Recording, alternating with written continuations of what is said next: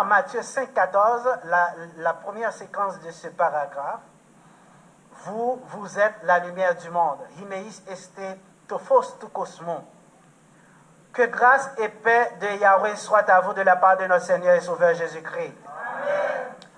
Nous vous présentons aujourd'hui la deuxième partie du décodage de Matthieu 5, paragraphe 14. Nous avions déjà présenté la première partie dans laquelle nous avions fait l'analyse du texte grec et nous vous avions expliqué qu'il s'agit d'une métaphore.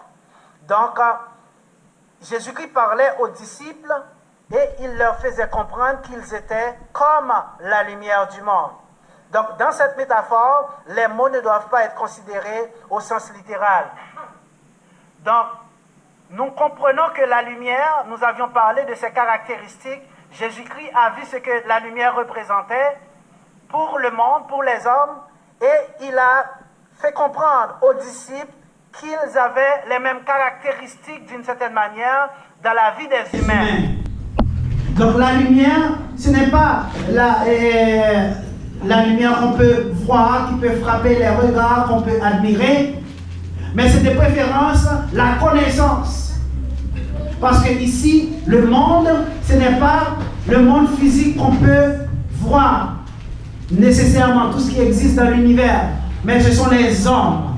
C'est une métonymie, c'est l'utilisation de l'ensemble pour parler d'un élément. Donc les disciples de Christ sont considérés comme la lumière. La lumière étant indispensable à la vie humaine, eh bien, les disciples aussi, ce qu'ils représentent, ce qu'ils allaient partager, est une chose indispensable à la vie spirituelle de tous les hommes. Donc les disciples étaient considérés comme une lumière parce que les disciples étaient attachés à la source de lumière qui est Jésus-Christ, comme on l'a expliqué la fois dernière. Ils avaient reçu la lumière dans leur cœur. Donc par la présence de l'évangile, de la parole qui se trouvait dans leur cœur, ils devenaient eux-mêmes une source de lumière pour le monde. C'est pourquoi, chers amis, nous allons voir que même lorsque Jésus-Christ avait prononcé ces paroles, les disciples n'étaient pas encore en position de constituer pleinement cette lumière dont le Maître parlait. Il fallait attendre la concrétisation de la promesse qui avait été faite, promesse qui avait été accomplie en acte 1er. Lorsque Jésus-Christ a dit « Restez à Jérusalem, ne vous éloignez pas, car sous peu, vous allez recevoir le Saint-Esprit que le Seigneur a promis. Vous serez baptisés du Saint-Esprit. » Ce fut une promesse. L'accomplissement de cette promesse a permis aux disciples d'entrer en pleine capacité de leurs moyens. Et ils ont eu la possibilité de parler, de briller comme une grande lumière pour le monde. Chers amis, jusqu'à nos jours, les disciples constituent la lumière du monde.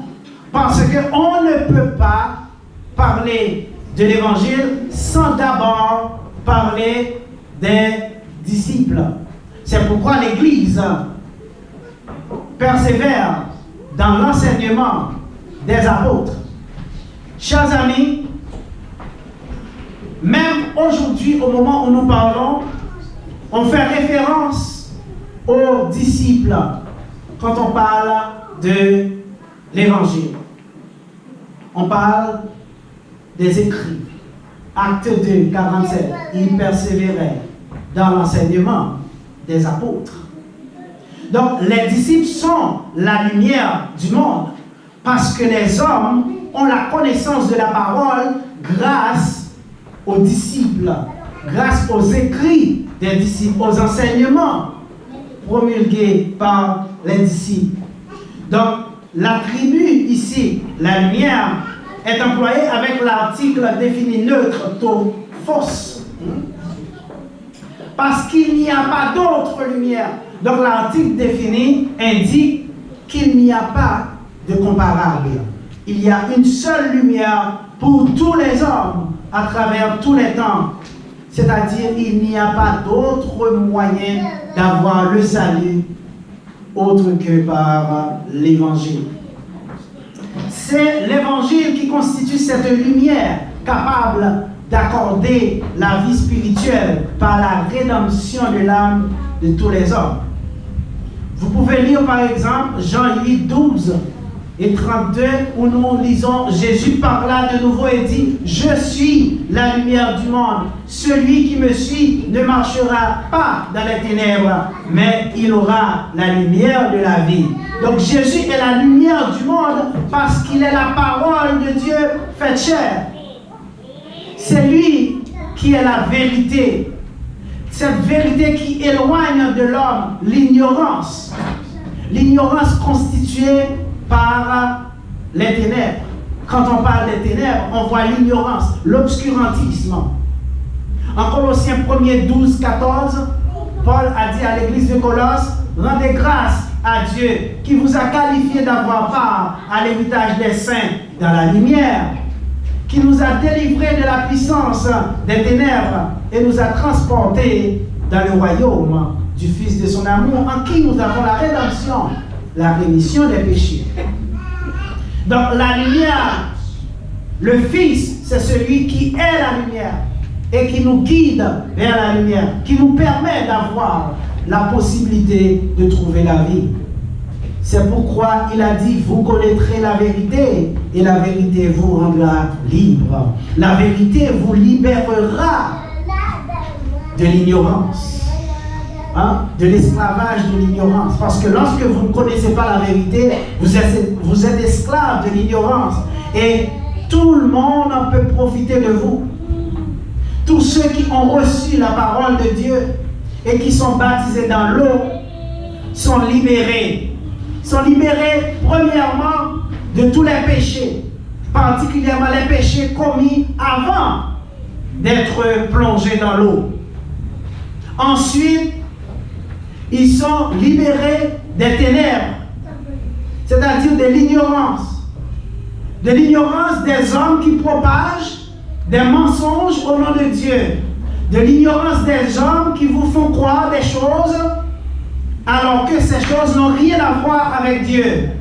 Par exemple, aujourd'hui, dimanche Pâques, le monde est en train de célébrer une fête sous couvert de Dieu, en vous faisant croire que cette fête a quelque chose à voir avec Dieu.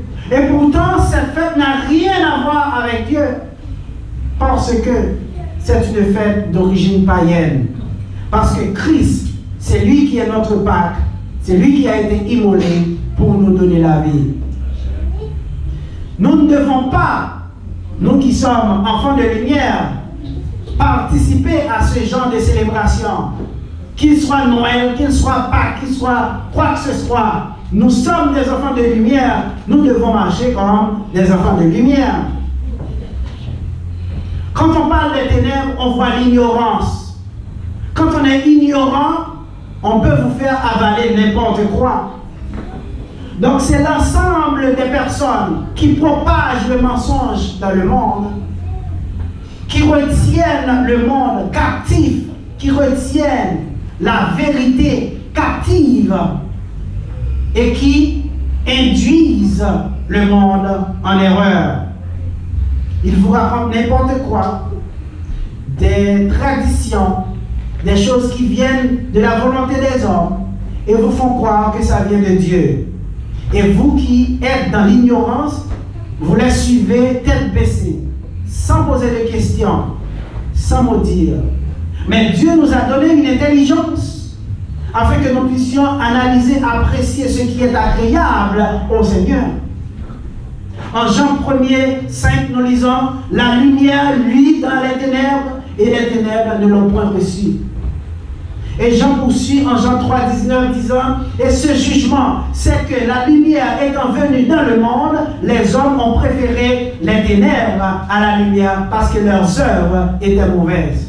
Lorsque nous propageons la parole de Dieu, beaucoup de gens n'acceptent pas parce qu'ils préfèrent les ténèbres à la lumière. Pourquoi? Parce que leurs œuvres sont mauvaises. Lorsque la personne fait beaucoup d'argent en propageant le mensonge, cette personne ne va jamais accepter la vérité. Parce que si elle accepte la vérité, elle va devoir laisser tomber le mensonge qui est très lucratif pour lui. Donc les hommes ont préféré les ténèbres à la lumière, le mensonge à la vérité. Ils préfèrent l'ignorance à la connaissance. Souvent, vous partagez l'évangile à quelqu'un, la personne vous dit « Ah, moi ce que vous dites, ça ne m'intéresse pas. Parce que Dieu, il est bon. Il suffit, ça, ce qui va vous sauver, c'est votre foi. » Ça, c'est l'ignorance. C'est le culte de l'ignorance. Et ces gens, ces pauvres d'esprit, pensent qu'ils vont avoir la vie une fois qu'ils pensent que Dieu existe. Une fois qu'ils parlent, qu'ils utilisent des mots comme Alléluia ou béni soit l'Éternel, et puis Dieu va les sauver parce qu'ils appellent Dieu. Mais Dieu a laissé un moyen pour vous sauver. C'est à vous de choisir. Il a dit, celui qui croit et qui est baptisé sera sauvé. Et tous les croyants demeuraient toujours dans le même lieu, dans la ville ou le village. Chers amis, dans les ténèbres, il n'y a pas de problème. Personne ne voit personne. On dit ce qu'on veut, on fait ce qu'on veut. Ce sont des aveugles, conducteurs d'aveugles. Matthieu 15, 4. Si un aveugle conduit un aveugle, les deux tomberont dans le même trou. Dans le royaume des ténèbres, dans le royaume des aveugles, les bonnes sont rois, comme on dit. Donc celui qui a la possibilité de voir quelques petites choses dans une traduction, eh bien, s'érige en professeur et induisent le reste dans le mensonge. Donc tout ce qu'on dit est bon, tout ce qu'on fait est bon. Il n'y a pas de cadre, il n'y a pas de référence. On peut parler pour Dieu comme on veut. Toutes les professions du monde sont régies par des règles, par des règlements internes. Mais sauf la profession de pasteur, on peut dire, on peut faire ce qu'on veut. Parce qu'on s'érige, on se fait pasteur comme on veut. Pour rien d'autre, faire de l'argent, soutirer de l'argent à d'autres personnes, à d'autres ignorants. L'ignorance, c'est ce qui mène le monde. Les groupements religieux, parce qu'on n'a pas besoin d'avoir la connaissance. Alors que le Seigneur Jésus a dit, vous connaîtrez la vérité vous rendra libre, la liberté, la vérité vous affranchira de l'ignorance des ténèbres. Chers amis, le mensonge est une business très lucrative, mais la vérité n'est pas rentable. Donc beaucoup ne choisissent pas la vérité parce qu'il n'y a pas d'argent à faire en disant la vérité. Mais il y a une récompense beaucoup plus importante qui est réservée dans les cieux pour ceux qui disent la vérité, c'est la vie éternelle. Amen. Mais vous frères, vous chers frères et sœurs qui avez accepté la vérité, vous n'êtes pas dans les ténèbres, vous n'êtes pas dans l'ignorance de la vérité, vous êtes dans la lumière. Et vous représentez une lumière pour le monde. Cela signifie que vous êtes des gens par qui le monde doit recevoir, doit voir cette lumière. La vérité de la parole de Dieu. Sachez que des yeux sont fixés sur vous. Lorsque vous êtes une lumière, vous ne pouvez pas être caché. Vous êtes visible, tout le monde vous voit. Lorsque dans les ténèbres, il y a une lueur de lumière qui apparaît, peu importe l'endroit où vous vous trouvez, on voit cette lueur de lumière. Pourquoi? Parce que la lumière, c'est la lumière. Et la lumière perce les ténèbres. La connaissance surplombe l'ignorance. Et vous devez faire preuve d'enfants de lumière. Comment? Vous devez marcher comme des enfants de lumière en supportant la vérité, c'est-à-dire en défendant la doctrine du Christ face à ses détracteurs. 1 Pierre 3, 15. Trop de chrétiens négligent la défense de la doctrine, soit par peur, soit par manque de connaissance, soit par peur du qu'en dira-t-on, peur de l'opinion des autres à son égard. Si je parle de l'évangile, mes amis vont m'abandonner. Si je parle de l'évangile, je risque de perdre mon travail parce que mon patron, il n'aime pas ça. Jésus-Christ a dit, si vous avez honte de parler de moi devant cette génération perverse et corrompue, j'aurai honte de parler de vous à mon Père qui est dans les cieux. Au dernier jour, je ne pourrai pas avoir la joie de vous présenter à mon Père. Chers amis, quand quelqu'un agit de la sorte, quand quelqu'un cache la lumière qui est dans lui, c'est comme allumer une lampe et puis mettre la lampe sous quelque chose, sous une couverture. Mais vous cachez la lumière. Personne ne verra cette lumière. Luc 8, paragraphe 16. Personne, après avoir allumé une lumière, une lampe, ne la couvre de vase ou on ne la met sous un lit. Mais il la met sur un pied de lampe afin que ceux qui entrent voient la lumière. La lumière est quelque chose qui est visible. La lumière est quelque chose qui doit être exposé afin que tout le monde puisse la voir. On ne peut pas cacher notre lumière. Nous sommes des enfants de lumière. Comment marcher comme des enfants de lumière? Deuxièmement, en faisant de bonnes œuvres. Matthieu 5,16. Que votre lumière luise ainsi devant les hommes, afin qu'ils voient vos bonnes œuvres et qu'ils glorifient votre Père qui est dans les cieux. Qu'ils voient vos bonnes œuvres et glorifient votre Père qui est dans les cieux. La lumière, c'est l'équivalent de la parole, c'est la connaissance. Et c'est la parole de Dieu qui nous indique comment marcher selon sa volonté. Dans sa lettre à la seule assemblée qui existait dans la ville d'Éphèse, Paul a donné beaucoup plus de précision sur le sujet en Éphésiens 5, paragraphe 8 à 11. Il a écrit: autrefois vous étiez ténèbres, c'est-à-dire autrefois vous étiez dans l'ignorance, autrefois vous viviez dans vos péchés, et maintenant vous êtes dans la lumière, maintenant vous êtes dans la vérité, maintenant vous êtes purifiés de vos péchés, vous êtes sanctifiés par le sang de Christ. Marchez comme des enfants de lumière, marchez comme des enfants de Dieu. Car le fruit de la lumière consiste en toutes sortes de bonté, de justice et de vérité. Et il ajoute la traduction, mais examinez ce qui est agréable au Seigneur et ne prenez point part aux œuvres infructueuses des ténèbres, mais plutôt condamnez-les. On va sur le paragraphe 10, Éphésiens 5, paragraphe 10. Dans le texte original, nous lisons Docimazontes ti estin et arrestanto kyrio. L'impératif du verbe examiner utilisé ici dans la traduction par certaines traductions qui met examiner ce qui est agréable au Seigneur. Examiner, impératif. On n'a pas ça dans l'original que nous venons de lire. On a Docimazontes.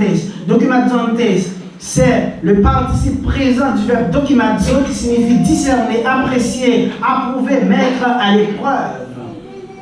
Et on a eareston, qui plaît, ce qui plaît à, ce qui est agréable, agréé de.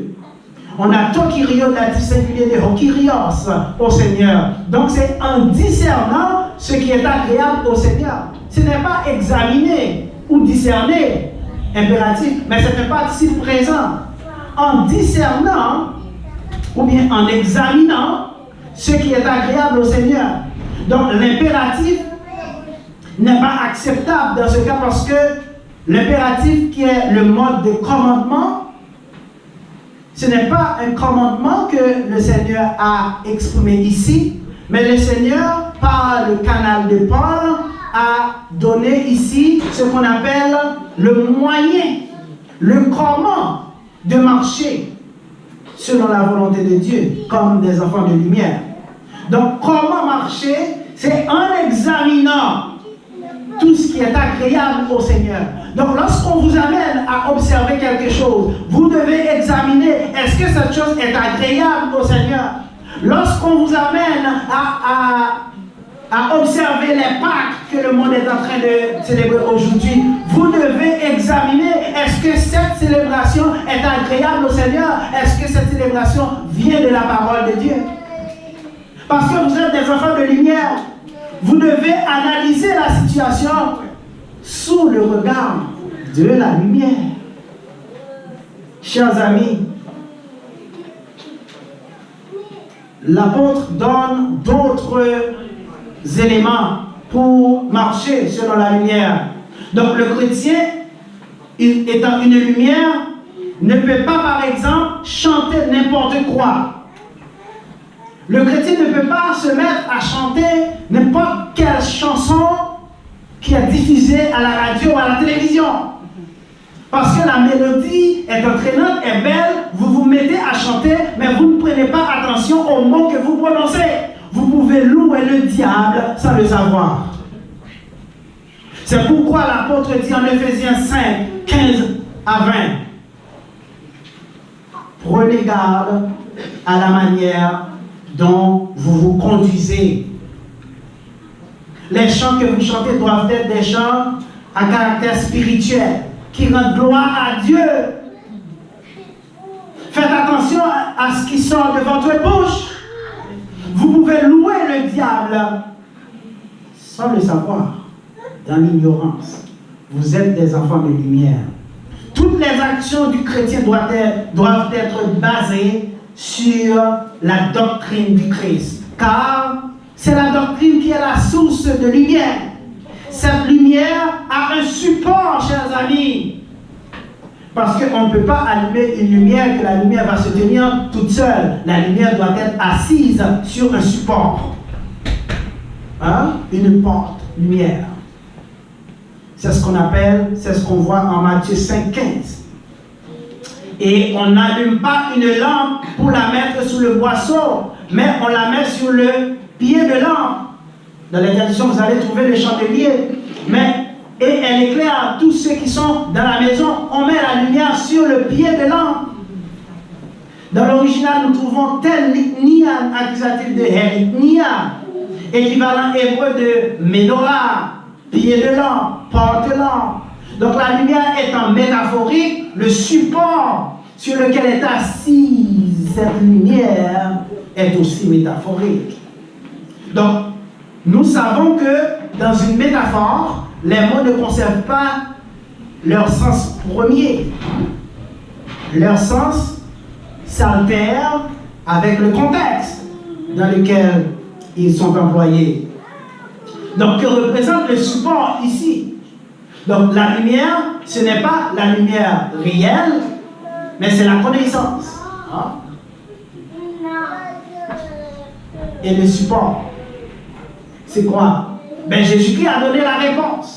Si vous regardez en Apocalypse 1er, 20e paragraphe, il a dit, le mystère des 7 étoiles que tu as vues dans ma main droite et des 7 chandeliers d'or, les sept étoiles sont les anges des 7 églises et les 7 pieds de lampe sont les 7 églises. Donc on met chandelier. Mais on n'a pas chandelier, on a l'ignia, pied de lampe, support. Donc les 7 supports sont les 7 églises. Donc, chers amis, le support, le pied de lampe, n'est autre que l'église du Seigneur, placée dans une ville ou un village, qui est considérée comme le support de la vérité, parce que vous ne pouvez pas trouver la vérité en dehors de l'église du Seigneur. Parce que c'est l'église qui fait la propagation de l'évangile. En 1 Timothée 3,15, nous lisons, mais afin que tu saches, si je t'aille, comment il faut se conduire dans la maison de Dieu, qui est l'église du Dieu vivant, la colonne, c'est-à-dire le support, le soutien de la vérité. Donc le soutien de la vérité, c'est l'église qui propage, qui a le secret de la langue dans laquelle la vérité est cachée et qui partage cette vérité au monde entier. Vous qui avez déjà rempli les conditions exigées par la doctrine du Christ et qui persévérez dans une assemblée, dans l'église, eh bien, vous représentez une lumière dans la ville ou le village où vous vous trouvez. Que par votre façon de vivre, que par vos paroles, le monde puisse voir la lumière de la vie.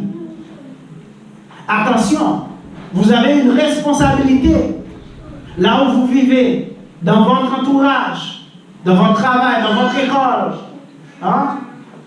Dans le voisinage. Vous avez une responsabilité d'agir comme des enfants de lumière, afin que le monde puisse voir et croient. Chers amis, c'est important. Il n'est pas nécessaire de raconter à quelqu'un qu'on est chrétien. Il est important d'agir comme un chrétien. Vous n'avez pas besoin de le dire, vous devez agir en conséquence. Si vous dites être chrétien alors que vous faites le contraire de ce que vous dites, vous êtes un hypocrite. Parce que vous dites être une lumière, mais vous produisez les œuvres des ténèbres. Il faut faire attention, parce que si vous constituez une pierre d'achoppement qui empêche à d'autres personnes d'accepter la lumière, eh bien vous allez payer un prix fort au dernier jour. Ne soyez pas un obstacle à la vie, à la conversion d'une personne. Comment est-ce que vous pouvez l'être?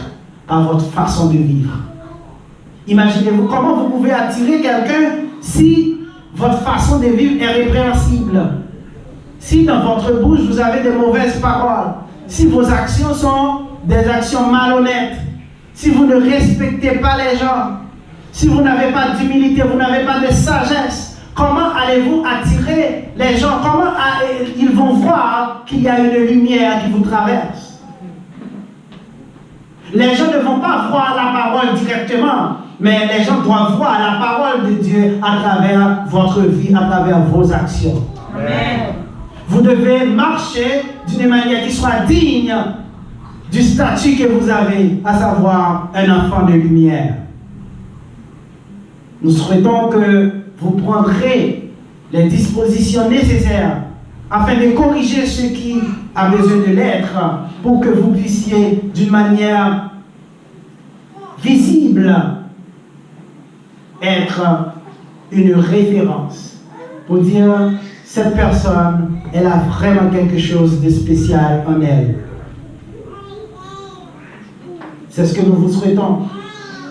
Ça, c'est pour tous ceux qui ont déjà accepté l'évangile. Mais pour ceux qui ne l'ont pas encore accepté, nous vous invitons. Nous vous invitons à prendre les dispositions nécessaires pour accueillir cette lumière dans votre vie, dans votre cœur, afin que vous puissiez briller pour le nom du Seigneur. Qu'il en soit versé pour vous. Amen. S'il y a quelqu'un qui croit que Jésus-Christ est le Fils de Dieu, qui est intéressé à manifester dans sa vie cette lumière pour aider le monde à voir clair, le moment est propice. Vous pouvez avancer. Nous avons des frères pour vous aider. Si tout le monde l'a déjà fait, c'est bien. Mais si vous ne l'avez pas encore fait, je vous invite à réfléchir à 2 fois. Parce que cette opportunité qui vous est offerte aujourd'hui ne sera pas toujours là. Parce qu'un jour, vous allez mourir. Et si vous mourrez sans avoir reçu la lumière dans votre vie, eh bien vous allez demeurer dans les ténèbres jusqu'à la fin des temps. Le moment est encore propice. Mais réfléchissez et agissez avec sagesse. Que le Seigneur vous soit en aide. Amen. Amen.